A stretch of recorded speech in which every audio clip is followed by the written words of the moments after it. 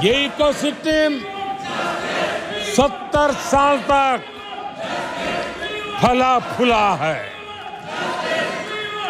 मैं आज सभापति जी इस इकोसिस्टम को चेतावनी देता हूं। मैं इस इकोसिस्टम को चेताना चाहता हूं।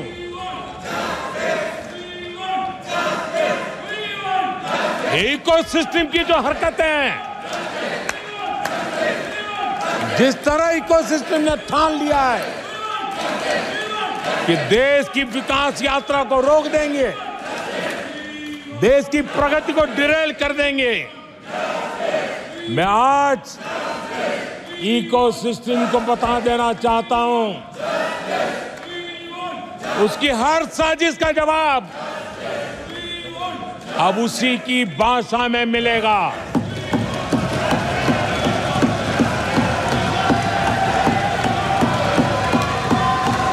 यह देश विरोधी साजिशों को कभी भी स्वीकार नहीं करेगा।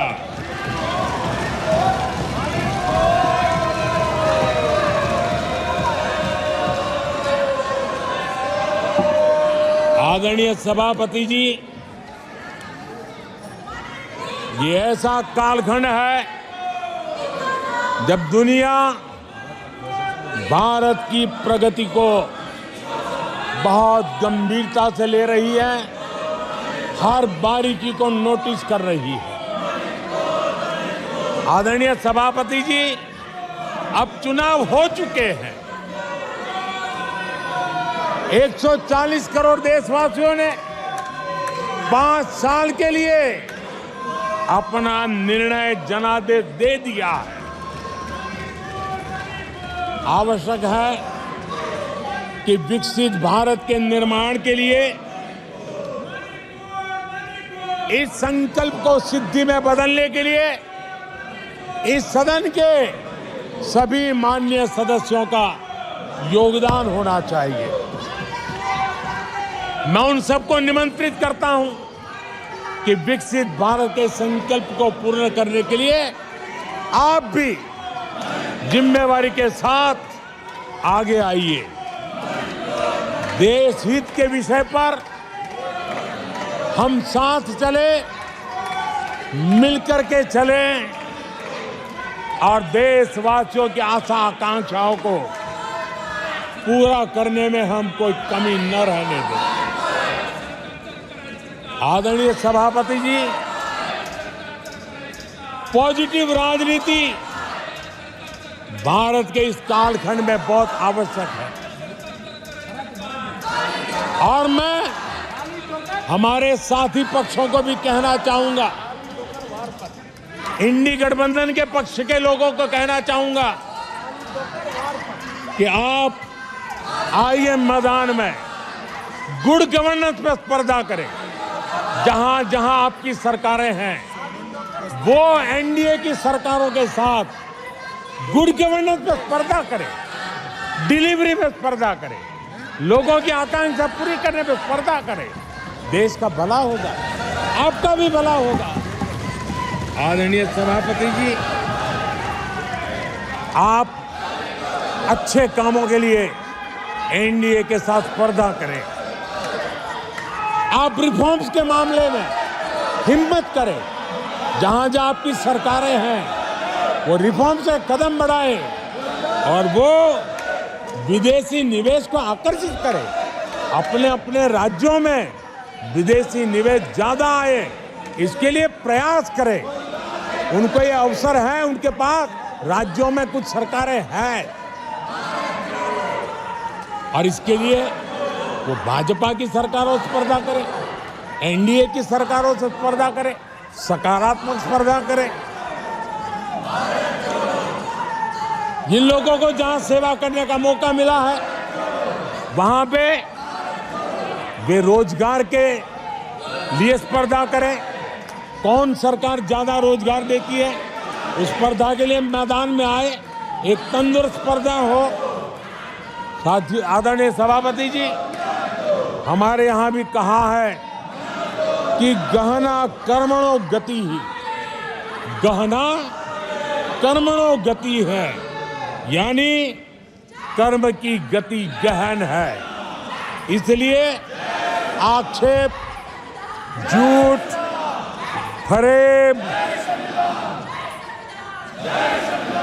डिबेट ऐसी जीतने के बजाय कर्म से, कुशलता से, समर्पण भाव से, सेवा भाव से जरा लोगों के दिल जीतने के लिए कोशिश होनी चाहिए। आदरणीय सभापति जी, मैंने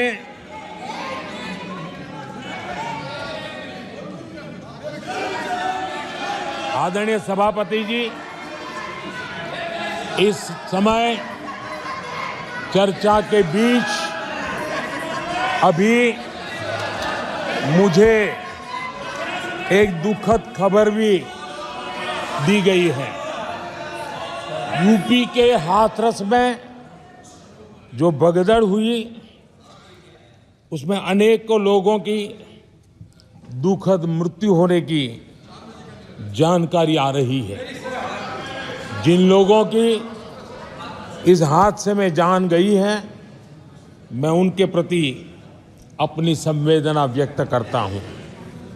मैं सभी घायलों के जल्द से जल्द ठीक होने की कामना करता हूं। राज्य सरकार की देखरेख में प्रशासन राहत और बचाव कार्य में जुटा हुआ है।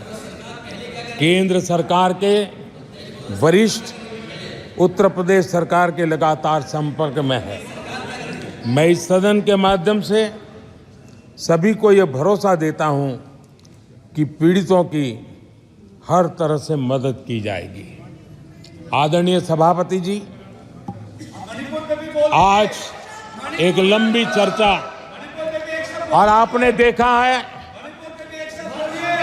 मैं पहली बार लोकसभा में प्रधानमंत्री के रूप में यहाँ सेवा के लिए आप लोगों ने अवसर दिया, तब भी मुझे ऐसा ही मुकाबला करना पड़ा था।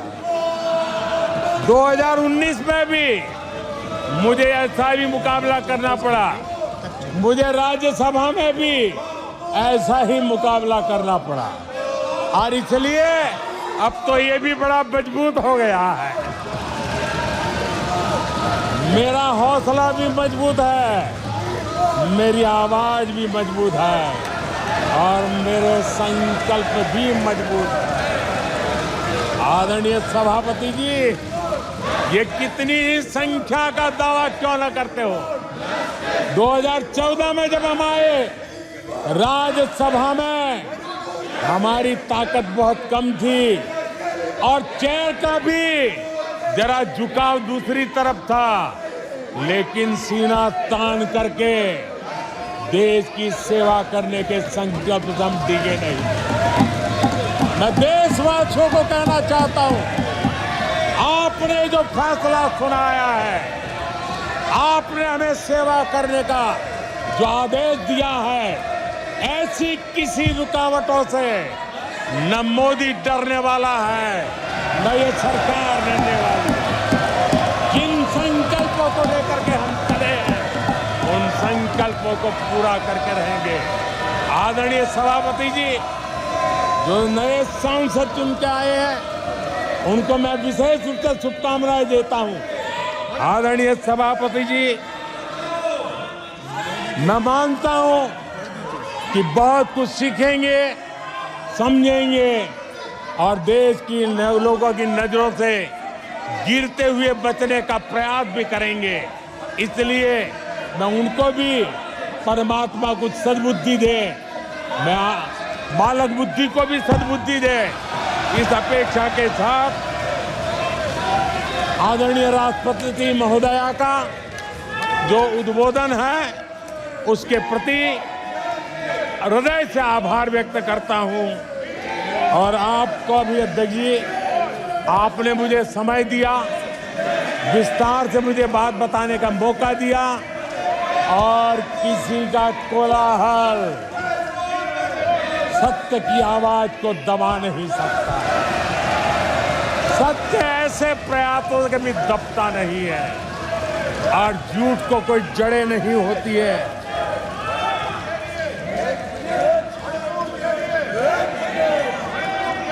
आदरणीय सभापति जी,